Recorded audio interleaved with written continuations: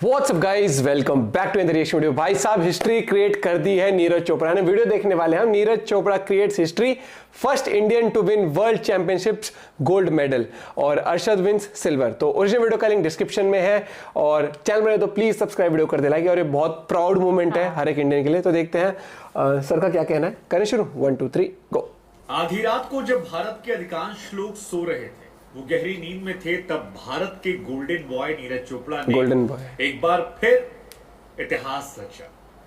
नीरज और गोल्ड जो है वो एक दूसरे के पर्याय बन चुके हैं, क्योंकि नीरज जहां जाते हैं वहां ऐसा लगता है गोल्ड पर निशाना लगाकर। और भारतवासियों के लिए इस गोल्डन बॉय ने आधी रात को एक ऐसी खुशखबरी दी है जिससे जब सुबह अधिकांश लोग उठेंगे और देखेंगे तो उनके चेहरे पर एक मुस्कुराहट आएगी और कहेंगे यार चक देट यार, कमाल है यार, इनका मतलब ना ये कमाल है। वैसे ये जो वर्ल्ड चैंपियनशिप में गोल्ड जीता गया, ये कमाल इस लिहाज से भी है क्योंकि इवेंट के 40 साल के इतिहास में भारत ने कभी भी यहां पर सोना नहीं जीता था। और नीरज चोपड़ा वो शख्स हैं, वो व्यक्ति हैं जिन्होंने आपको ओलंपिक में जिताया था और अब यहां पर आपको गोल्ड जिताया है। वैसे तो पाकिस्तान और इंडिया जो है वो एक दूसरे के साथ खड़े नहीं होते हैं, अक्सर एक दूसरे से लड़ते झगड़ते नजर आते हैं। लेकिन ये भी हैरान करने वाली बात है कि पाकिस्तान के नदीम और भारत के नीरज चोपड़ा एक दूसरे के अच्छे बडीज हैं। तारीफ नीरज चोपड़ा की जब हम कर रहे हैं तो तारीफ नदीम की भी करनी चाहिए, क्योंकि नदीम भी कह रहे थे कि वो अपने मुल्क के लोगों के चेहरे पर एक मुस्कुराहट देना चाहते थे और वो खुश हैं कि वो दे रहे हैं। लिमिटेड रिसोर्सेस में, कम फैसिलिटीज में उन्होंने भी अपने आप को मजबूत किया और सिल्वर लेकर आए। नीरज हमारा गोल्डन, पाकिस्तान सिल्वर। कमाल की जोड़ी भी। और बार बार हम कह रहे हैं कि नीरज चोपड़ा जो है वो इतिहास रचने में मास्टर आदमी, मतलब इतिहास और नीरज ये एक दूसरे के पर्याय हो चुके हैं। ओलंपिक के 120 साल के इतिहास में पहली बार गोल्ड जीतने वाले पहले एथलीट जो थे हमारे नीरज चोपड़ा, अब वर्ल्ड चैंपियनशिप में भी इतिहास रचते हैं, क्योंकि यहां भी वो फर्स्ट है, जैसा कि हमने आपको बताया। हम आपको बता दें कि जैवलिन थ्रो में नीरज चोपड़ा ने जब भाला फेंका तो वो 88 मीटर 0.17 समथिंग गिरा, जो हाईएस्ट था। और हर बार की तरह उनका जो वो ट्रेडमार्क स्टाइल है कि फेंका, उसके बाद पीछे मोड़ ले और मुस्कुराहट भी, और पता था कि यार कर ली दुनिया में, वो इन्होंने एक बार फिर करके दिखाया और तालियां जो है वो बज रही थी। क्योंकि 1983 से ये चैंपियनशिप लगातार हो रही है, लेकिन हम कभी वहां गोल्ड नहीं जीत पाते थे, लेकिन इस बार हमने करके जिता दिया। और थोड़ा सा पीछे हमारे पाकिस्तान के नदीम थे। नदीम नीरज चोपड़ा से काफी ज्यादा फ्रेंडली हैं, दोनों एक दूसरे को काफी इंस्पायर करते हैं। और 87.82 मीटर जो है वो बेस्ट एफर्ट नदीम का गया। पाकिस्तान भी खुश है, हिंदुस्तान भी खुश है, और ऐसे बहुत सारे कम मौके हैं जहां पर दोनों देश जो है एक साथ खुश नजर आते हैं। हमने एक वीडियो बनाई थी आपको कि अगर इंडिया और पाकिस्तान एक होते तो फिर क्या होता। ज्यादा कुछ नहीं होता। इसमें एक लाइन अगली बार ये भी ऐड कर दें कि तो वर्ल्ड चैंपियनशिप में हमारे दो मेडल होते, हमारा पहला मेडल गोल्ड होता, दूसरा मेडल हमारा सिल्वर होता। लेकिन ठीक है, हम अलग अलग भी तो क्या हुआ, साथ साथ तो खड़े रहे, कहीं तो खड़े रहे। ये उम्मीद तो दिखाई कि भाई हम भी साथ खड़े हो सकते हैं। हर जगह दुश्मनी, लड़ाई झगड़ा करने की जरूरत नहीं है, एक दूसरे के लिए खुश हो सकते हैं। चलो आपको जानकारी के लिए बता दें कि वर्ल्ड एथलेटिक चैंपियनशिप में भारत का ये ओवरऑल तीसरा गोल्ड है। 3 में से 2 तो नीरज के हैं। पिछले सीजन में भी नीरज ने यहाँ पर सिल्वर जीता था, और 2003 में यानी तकरीबन 20 साल पहले अंजू बॉबी जॉर्ज ने एक बार मेडल जीता था, ब्रॉन्ज मेडल, पेरिस में होता।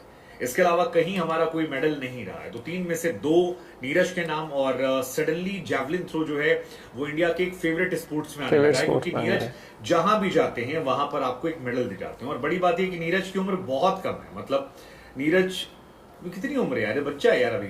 तो नीरज चोपड़ा का जो पर्सनल बेस्ट है वो 89.94 है। इस सीजन में जो उनका बेस्ट था वो 88.7 था।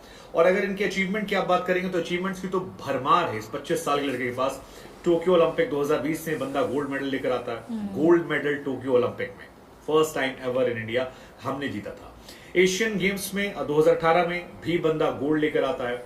वर्ल्ड एथलेटिक चैंपियनशिप में 2022 में लास्ट ईयर गया था, तो वहां ये बंदा सिल्वर लेकर आता। तब भी ये रिकॉर्ड बना था, क्योंकि तब भारत का ये सिर्फ दूसरा मेडल था, और तब भी हम प्रफुल्लित थे, गौरवान्वित थे, खुश थे, फक्र महसूस कर रहे थे। उसके बाद कॉमनवेल्थ आता है 2018 में, उससे पहले वहां भी गोल्ड था। डायमंड लीग खेलने गया ये बंदा 2022 में, वहां भी गोल्ड था। और अब एशियन चैंपियनशिप में जब ये बंदा खेल रहा है तो एक बार फिर यहां पर गोल्ड मेडल जो है वो यहां देखने को मिलता है। तो यार नीरज आपके लिए एक बार जोरदार तालियां हो जाए, आपके लिए भी हो जाए, क्योंकि आप दोनों अपने अपने देश। नीरज चोपड़ा को अब तक अर्जुन अवार्ड, पद्मश्री अवार्ड और मेजर ध्यानचंद अवार्ड तीनों मिल चुका है, और बहुत सारे और सम्मान ऐसे हैं जिसके हकदार हैं, और मुझे लगता है आगे आने वाले समय में उनको मिलेगा। लेकिन अरशद नजदीन जो है, उन्होंने नीरज चोपड़ा को इस पूरे मैच में काफी कड़ी टक्कर दी। मतलब जो पहला राउंड था उसमें नीरज चोपड़ा का फाउल जाता है और अरशद नदीम जो है वो 74 मीटर फेंकते हैं, नीरज 12वें रैंक पर जाते हैं। सेकंड में नीरज चोपड़ा आते हैं और सेकंड वाले में ही वो थ्रो करते हैं जो सीजन का बेस्ट थ्रो आता है 88.1। हालांकि इंडिया से 2 और खिलाड़ी हैं जो 5th और 6th है, जिसमें किशोर जेना थे, डीपी मनु थे। किशोर ने भी 82 पॉइंट फेंका।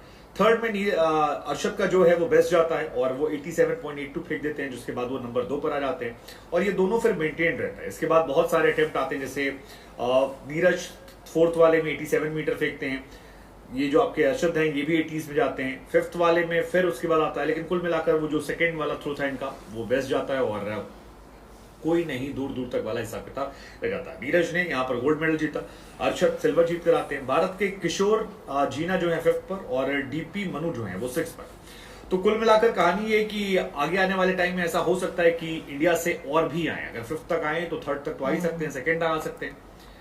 आई मीन इनक्रेडिबल, कभी ऐसा भी शायद कि टॉप 3 में तीनों जो हैं वो हमारे अपने बंदे हों। लेकिन इन दोनों को बहुत बहुत बधाई, और दोनों ने अपने अपने देश का नाम रोशन किया। Golden boy Neeraj Chopra ji. एक वो कहते हैं ना, consistency is the key to success. यहाँ पर हम कहेंगे कंसिस्टेंसी ही रही है उनकी मेडल्स लाने के लिए, देश के लिए। और भाई एक मुझे अच्छी बात लगती है, हमेशा उनके फेस पे स्माइल रहती है, नीरज चोपड़ा के फेस पे हमेशा स्माइल देखने को मिलेगी आपको। और कॉमनवेल्थ की बात कर लो, ओलंपिक्स की बात कर लो, वर्ल्ड चैंपियनशिप की बात कर लो, जो पहले भी हुई थी उसमें सिल्वर था, अब क्या गोल्ड आया।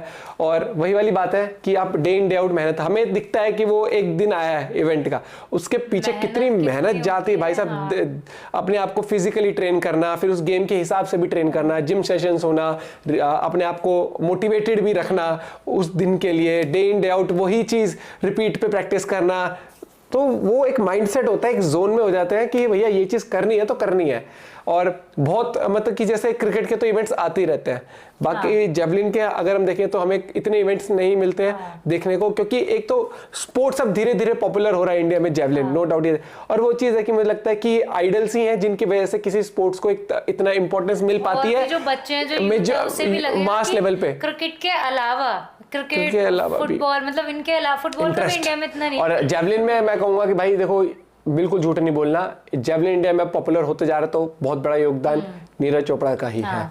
वो कहते हैं कि जब सक्सेस मिलता है तो उस वजह से पॉपुलैरिटी भी मिलती है, तो नो डाउट एथलीट को मिलती है, उस गेम को मिलती है, और फिर वो मास रीच भी आती है। Once again I would say congratulations to Neeraj Chopra, पूरे देश का नाम रोशन किया है और बहुत बड़ी बात होती है। और पूरा अगस्त ना, मतलब जो है वो इतने सारे उनसे गए, जैसे एक तो ये तो इंडिपेंडेंस डे तो है ही, ठीक है, उसके बाद जब स्पेस डे हो गया, स्पेस नेशनल स्पेस डे रख दिया है ना 23 अगस्त के लिए, और अब एक और विन। हाँ, और जो बात करी सर ने वो भी बढ़िया करी कि पाकिस्तान के पास लिमिटेड रिसोर्सेज हैं, फिर भी वो भी अच्छा करा उन्होंने भी। बाकी आपका पॉइंट ऑफ व्यू क्या है जरूर बताइएगा, और वीडियो शेयर करना बोले। Bye bye, take care.